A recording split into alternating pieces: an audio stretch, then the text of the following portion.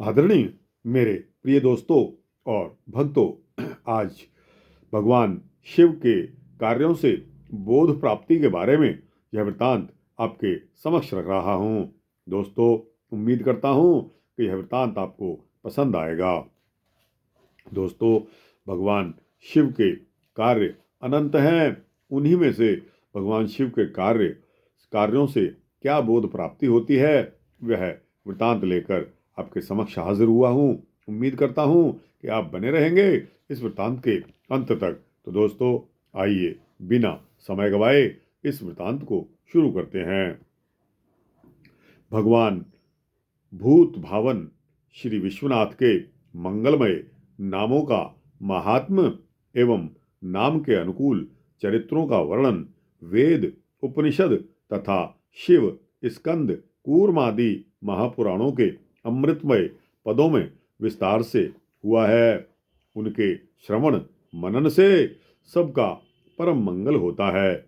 उनके पावन चरित्र से प्राणियों को नैतिक, सामाजिक, कौटुंबिक आदि हर प्रकार का बोध प्राप्त होता है। केवल एक उदाहरण आपके समक्ष रखता हूँ। समुद्र मंथन के समय स्वयं तो आपने वासुकी नाग के मुख में प्रसूत घनीभूत विषपुंज कालकूट का पान कर लिया और देवताओं को अमृत प्रदान कर दिया।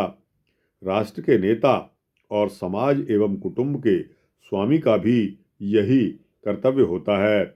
उत्तम वस्तु राष्ट्र के अन्य अन्य लोगों को देनी चाहिए और अपने लिए परिश्रम, त्याग तथा तरह तरह की कठिनाइयों को ही रखना चाहिए।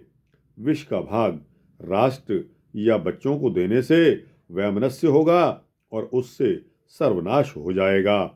भगवान शिव ने विष को न पेट में उतारा और न उसका वमन ही किया, किंतु उसे कंठ में ही रोक लिया। इसीलिए विष की कालिमा भी उनके लिए भूषण बन गई।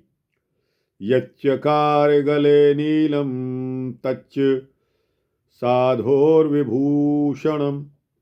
श्रीमद् भागवत गीता में 8वें अध्याय में 7वां और 43वां श्लोक आया है। जो संसार के हित के लिए विषपान से भी नहीं हिचकते, वे ही राष्ट्र या जगत के ईश्वर हो सकते हैं। परिवार, समाज या राष्ट्र की कटुता का पान करके ही कोई राष्ट्र नेता या परिवार का कल्याण कर सकता है। उस कटुता का विष कभी आगे भी वमन करने से फूट और उपद्रव हो सकता है। साथ ही उस विष को हृदय में रखना भी बुरी बात है। अमृत पान के लिए सभी उत्सुक होते हैं, परंतु विष पान के लिए तो एकमात्र भगवान शिव ही हैं। वैसे तो फल भोग के लिए भी सभी लालायत रहते हैं, परंतु त्याग तथा परिश्रम को स्वीकार करने के लिए महापुरुष ही प्रस्तुत होते हैं। जैसे अमृत पान के अनुचित लोभ से देव दानवों का विद्वेष स्थिर हो गया, वैसे ही अनुचित फल कामना से समाज में विद्वेष स्थिर हो जाता है। भगवान शिव का कुटुंब भी तो विचित्र है। अन्नपूर्णा का भंडार सदा भरा, परंतु भोले बाबा सदा से भिखारी। कार्तिकेय सदा युद्ध के लिए उद्यत, परंतु गणपति स्वभाव से ही शांति प्रिय। फिर कार्तिकेय का वाहन मयूर, गणपति का मूषक, पार्वती का सिंह और स्वयं अपना नंदी और उस पर आभूषण सर्पों के। सभी एक दूसरे के शत्रु, परंतु गृहपति की छत्र छाया में सभी सुख और शांति से रहते हैं। घर में भी प्रायः विचित्र स्वभाव और रुचि के लोग रहते हैं, जिसके कारण आपस में खटपट चलती ही रहती है। घर की शांति के आदर्श की शिक्षा भी भगवान शिव से ही मिलती है।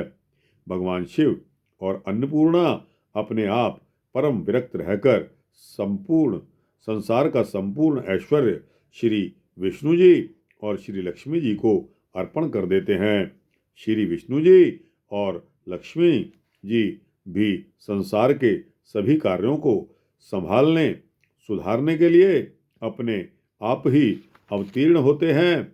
जैसे गौरी शंकर को कुछ भी परिश्रम ना देकर आत्म अनुसंधान के लिए उन्हें निष्पंच रहने देते हैं, ऐसे ही कुटुंबियों के हाथ में समाज और कुटुंब का सब ऐश्वर्य दे दें तो उन योग्य अधिकारियों को चाहिए कि वे समाज के प्रत्येक कार्य संपादन के लिए स्वयं ही अग्रसर हों। वृद्धों को निष्प्रपंच होकर आत्मानुसंधान करने दें। महापार्थिवेश्वर हिमालय की महाशक्ति रूपा पुत्री का भगवान शिव के साथ परिणय होने से विश्व का कल्याण हो सकता है। किसी प्रकार की भी शक्ति क्यों ना हो, जब तक वह धर्म से परिणीत संयुक्त नहीं होती तब तक कल्याणकारिणी नहीं होती। परंतु आसुरी शक्ति तो धर्म संयुक्त होना चाहती ही नहीं, फिर उसे शिव या धर्म कैसे मिलेंगे। धर्म संबंध के बिना शक्ति आसुरी होकर अवश्य ही संसार चक्र का हेतु बनेगी। प्रकृति माता की यह प्रतिज्ञा है। यो मा जयति संग्रामे यो मे धैर्यं व्यपोहति यो मे प्रतिबलो लोके स मे भर्ता भविष्यति।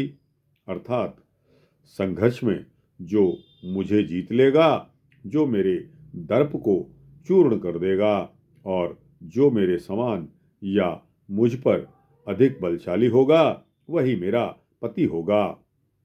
यह स्पष्ट है कि रक्तबीज, शुंभ निशुंभ आदि कोई भी दैत्य या दानव प्रकृति विजेता नहीं हुए, किंतु सभी प्रकृति से पराजित एवं प्रकृति के अंश काम, क्रोध, लोभ, मद, मोह, अहंकार, दर्प आदि से पद पद पर भग्न मनोरथ होते रहे हैं।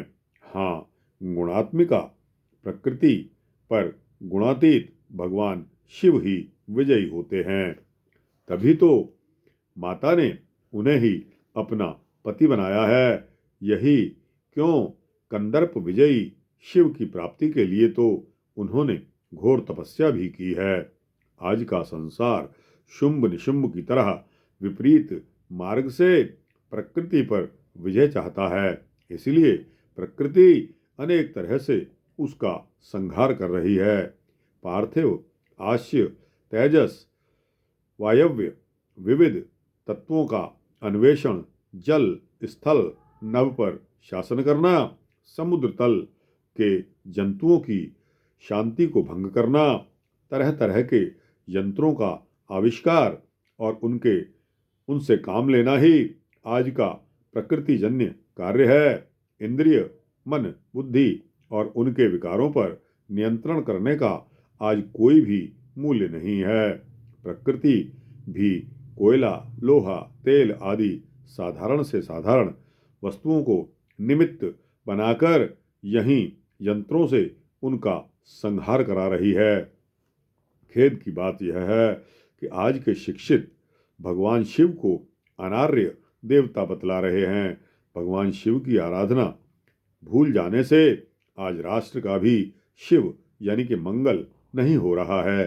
भगवान शिव की आराधनाएं शैवागमों एवं शैव पुराणों में अपार सामग्री है। उसे देखकर उनकी विधि पूर्वक आराधना कर्तव्य है। श्री गोस्वामी जी महाराज भी उनका भजन आवश्यक बतलाते हैं। जरत सकल सुर वृंद विषम गरल जेहि पान किया जेहि तेहि ना भजसि मन मंद को कृपाल शंकर सरिस। तो दोस्तों, यह भगवान शिव के कार्यों से बोध प्राप्ति के बारे में यह वृतांत जो कि सूक्ष्म था आपके समक्ष रखा गया। आपको कैसा लगा? अच्छा लगा हो तो इसको लाइक और शेयर कीजिए, अपने दोस्तों, भक्तों, मित्रों जिज्ञासुओं तक पहुंचाइए। दोस्तों, यह वृतांत कल्याण के बोध अंक से लिया गया था। और दोस्तों, इस चैनल को अगर आप सब्सक्राइब कर देंगे तो आपको इसी तरह के सूक्ष्म भक्ति वृतांत मिलते रहेंगे। जय श्री शिव, जय शिव शंकर महाराज की।